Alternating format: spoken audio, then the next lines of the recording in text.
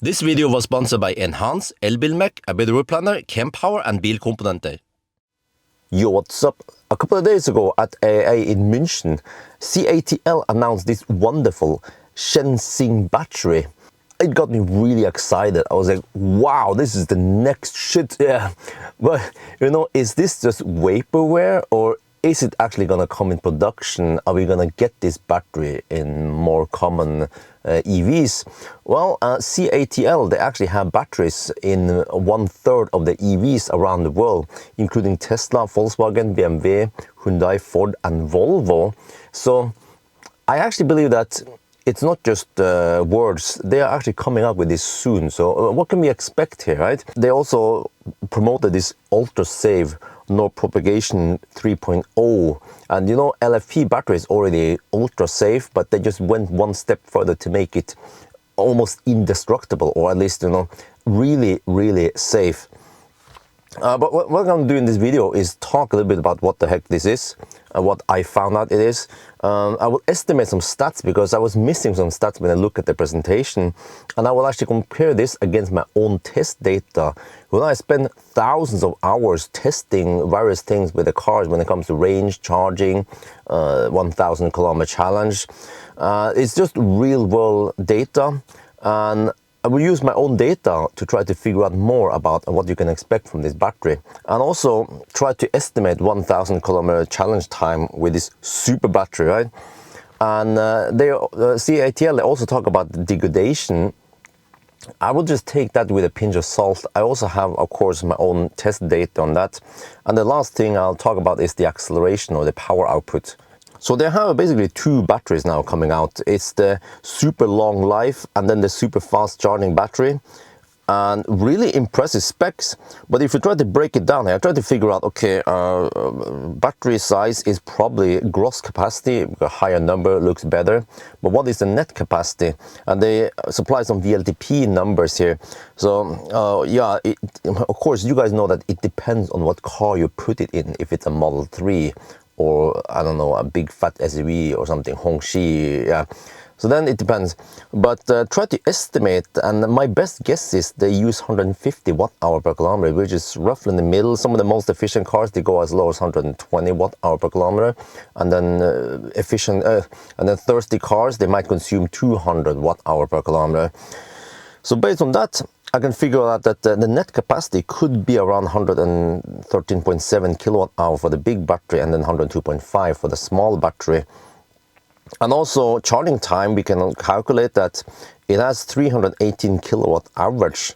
Very impressive. And then the fast charging battery is 430. I mean, it's really fast. We have actually in production rolling out now, soon to be released, you know, the Xpeng G9, and I've actually tested it in München.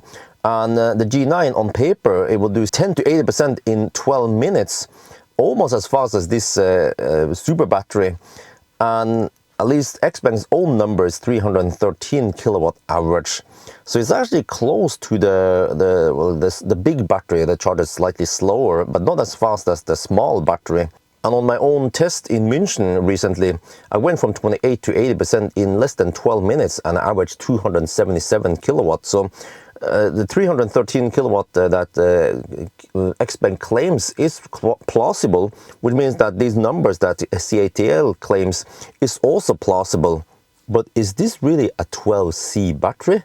It sounds way too good to be true, because we actually have a production car to compare against, which is the Xpeng G9 I tested recently. And that is a 5C battery. They don't use a CATL battery, or at least they're facing away from it. They're using other providers. And okay, it's 10 to 80% in 12 minutes versus 10 minutes in the CATL battery.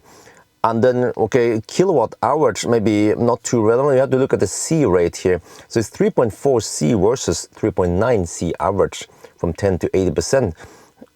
To me, it sounds like it's a 6C battery that the CATL have. Okay, and also, okay, if we have 12C battery and we charge it at 12C, that would be a whopping 1.3 megawatt peak power. It's just insanely fast. Maybe you get it for a split second like Tesla, right? 250 kilowatt, I don't know. But if it's 6C, which I think is more realistic, then it's 660 kilowatt peak, which is still really high. So maybe that's what you can expect, right? It's probably pointless to plug it in a 1.3 megawatt charger if you're going to find it even. But what is great with this technology, if it's coming out soon, is that smaller batteries, smaller cars, more affordable cars, they can have around 50 kilowatt hour. And then, okay, depending on if you can get 12C or 6C, then we're talking about 300 to 600 kilowatt. I mean, I would be happy to get even 300 kilowatt on what I call poor man's car or a small city car. Then it doesn't matter if you have a small battery. It charges really fast and you don't need a big battery. You can just charge it slightly more often, or it charges so fast that you can actually charge it in maybe 90% or almost 100% and utilize more of the battery. And they also have some really impressive cold battery performance. So I also did some cold battery, but I didn't go to minus 20 degrees Celsius. It's not very practical because in order to get the battery down to minus 20 degrees Celsius, you usually have to soak it outside in minus 20 for 24 hours. If you leave it out for just, let's say, overnight, 10 hours, the battery temperature drops, but it doesn't reach the ambient temperature. And well, the way physics work, I've been in Folldal, where it's really cold and some winters, the temperature might drop to minus 20, minus 30 degrees at night, but it's actually really early in the morning, around 3 to 4 at night, that it hits the lowest temperature. But then the sun rises and then the temperature goes up. And it's when you have clear sky that you get cold weather. Okay, whatever, I'm not going to bother you with all the physics, but what I'm saying is that in order to get the battery to reach minus 20 degrees, I guess you just need to camp it over time in Lapland or somewhere, and then over time, yeah, it cools down. But when I tested it in 10 degrees Celsius, which is maybe more realistic in Norway or other countries. When it's nice and warm, you get 3.9 C, but when it's cold, it's kind of tricky. They suddenly don't use 10 to 80%, they use 20 to 80%, and you have to actually look at the numbers here, and it charges then 44% of the maximum when it's hot, right, the maximum speed. And then, well, I have just a 10 degrees Celsius battery when it comes to the Model 3 SR Plus LFP battery. In that test, you see that I managed to achieve 60% power versus the warm battery. So at least CATL, they have better performance. Well, we can't really compare them. It's not compare apple to apple, If I actually went down to minus 20 degrees Celsius in the battery, it would probably not charge at all. It would probably just heat up the battery for several hours, and then maybe once the battery hits 0 degrees Celsius, it will start charging. So actually, this claim by CATL, if it's true, it is game-changing how good it is. And then also, but we should also compare maybe against other battery chemistry here, like in the MEB platform. I think there's NMC or something that it contains cobalt, and then it's a different story because the cold battery is just a little bit slower than a hot battery. And then the theory behind this is that, okay, you start with slower speed in the beginning, but then the battery heater should run, but also you heat up the battery as you go, and that is extra heat you gain, so you can charge faster. So it seems like, well, here at least with the cold battery performance, it's just that the LFP has other advantages, and then one of the disadvantages with LFP is that it doesn't perform that well in cold weather versus the cobalt-based batteries. But with this new super battery from CATL, then at least that part is less of a problem. And then next I'm trying to estimate, okay, based on the physical size of the battery, I'm not sure if that's going to fit like a Model Y or ID7, so it might fit something bigger, I'm not sure, but can we actually get 122 kilowatt hour in there? But let's say we can fit it, right? In a Model Y or maybe ID7, some efficient cars, well, not super efficient, not like a Model 3, but at least more common cars, because I use Model Y and ID7 because they are some of the most sold EVs in Europe. And then you see that we actually get quite awesome range, over 800 kilometers of range at 90 kilometers per hour. And then in 120 test is around 540 to 600 kilometers. This is the real world range. This is not based on WLTP. I actually take my own range test and I look at the data there. And then I try to extrapolate what the range would be. And of course, you can just estimate that if you have smaller battery, then the range will be a little bit lower. But also based on this, I can estimate the 1,000 kilometer challenge time. And it's interesting, the bigger battery that charges slower versus the smaller battery that charges faster. Which battery is the fastest when it comes to the 1,000 kilometer challenge? Well, the big battery has an advantage because it doesn't have to charge that often and it actually gets an initial run in the beginning. But I also base this on charging to 80%. Normally, I don't charge to 80% during 1,000 kilometer challenge simply because the speed tapers off past, let's say, 50-60%, and I tend to charge to somewhere between 50 and 60-65% on most cars. However, when we have so fast charging EVs like we have here, then it actually pays off to charge to roughly 80%, because if you only charge to, let's say, 50-60%, which is still really fast, right? The problem is that it might take 5-6 minutes to charge to those levels. But you still have that detour and that handshake, plug-in, whatever. And then also when you unplug, you might have to close the charge port and get inside the car. So that overhead, it could be, let's say, 2 minutes if you're fast, or maybe 3 minutes if it's a slower detour. That 2-3 minutes becomes quite significant when you have only 5-minute charging time. So in that regard, you actually want to charge to around 80%. That takes roughly 10 or 12 minutes. But that yields, okay, the time, a little bit over 9 hours, a little bit slower than 9 hours. So yeah, the faster charging battery is slightly faster. But also, the fastest charging actual test I've done so far is the Model S Palladium long range and the Seeker 7X. And well, the reason why Model S did it so well because it was so efficient, and the Seeker was charging really fast also. At 855 is some of the fastest you can get there. And then why the heck did my result, my estimation, become not that great? Well, because this is just an estimation, and then based on what I've seen, fast charging EVs in general, they will have better real world result than my estimation.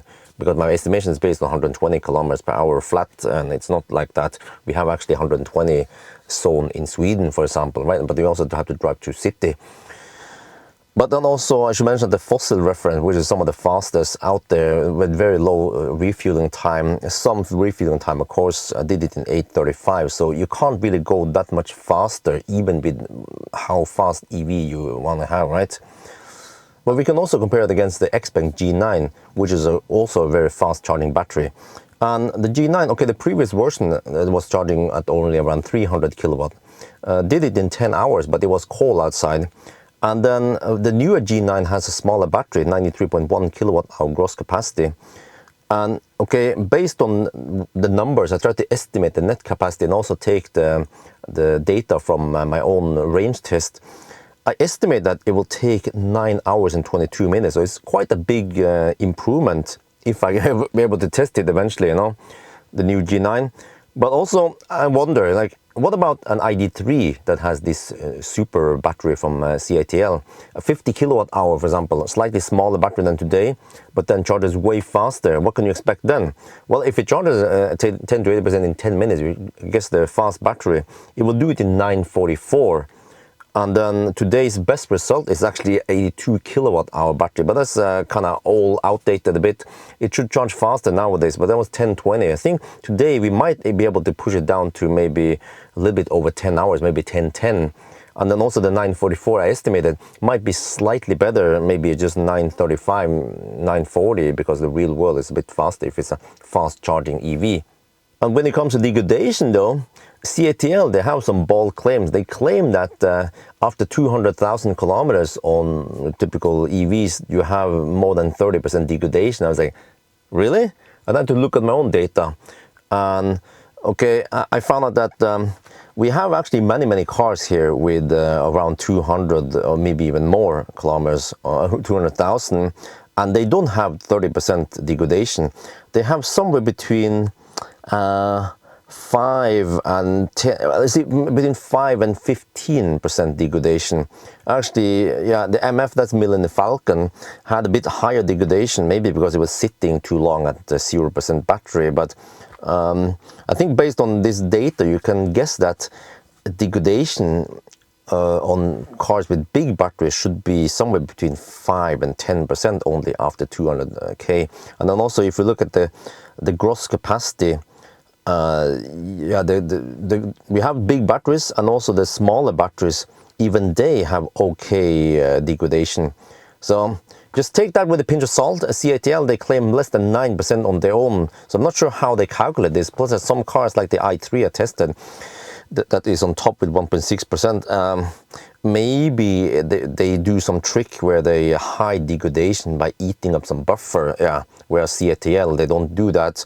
But I mean, we already have so many cars we tested, and it can't be that all these cars, they have a hidden buffer that they eat. So I guess it's reason to believe that the new super battery charges, I mean, has better degradation than before. And then the last thing is acceleration. So they claim that at 20% state of charge, you can go 0 to 100 kilometers per hour in 2.5 seconds. So again, I have tests where I have accelerated various cars at 90%, 80%, 70%, and so on, down to 10%. And I measured how the power output decreases as the battery goes lower and lower. And in general, I say that at 20% state of charge is not where you get the biggest dip. You actually get it usually at 10%, but you have roughly 10% less power at 20% state of charge. And actually, when it comes to the Model 3 SR Plus with the LFP battery, there was basically no power drop at 20% or even 10%. Some cars, they are like that, maybe because the battery can provide more power than the car is demanding. But also, so based on the 2.5 second 0 to 100 time, I guess I have to look on the top at Plaid or something, that they have around 1,000 horsepower. So I guess that's what they claim, that you can discharge it at, yeah, 1,000 or 730 kilowatt, which is around 6.6 C. Very impressive numbers also. But also, this should mean that if you then make a smaller battery, some 50 kilowatt hour battery, you might be able to pull 400 horsepower from it, 400, 500 horsepower. And that means maybe, well, depending on if you want to have an all-wheel drive or not, then you could get a decent power output, good acceleration without having too big a battery. Nowadays, I feel like in order to get 400 horsepower, you might have like at least 60, 70, 80 kilowatt hour to get that power without killing the battery. This super battery, it sounds great. I think it's going to come in production and actually be more common in cars all over the world, simply because CATL, they are so big. And what is good is that the LFP battery, they don't contain cobalt. And cobalt has been the argument against EV for the longest time, because, you know, cobalt comes from Congo and it's politically incorrect to use that. Right? But with LFP, it's better, yeah, and it's also cheaper. So this the new battery might not cost a fortune, might be affordable, but of course the cheapest battery that we have heard of recently is the sodium battery. Costs only $10 per kilowatt hour. When that comes out, it's gonna change the whole world. There'll be batteries everywhere. I want a home battery, maybe 200 kilowatt hour home or something, you know. But CATL didn't mention anything of that in the live stream, so yeah, I'm still wondering what's going to happen with the sodium battery. But from what I've seen, I tried to dig into that. The sodium battery doesn't have that great energy density, so maybe it's more suitable for low-cost cars or home storage for now until they solve the whole thing. But the price on the sodium is just mind-blowingly low compared to the other battery tech out there. So yeah, I think that's going to be it for now. Hope you guys enjoyed this video. As always, thank you for watching and talk to you later.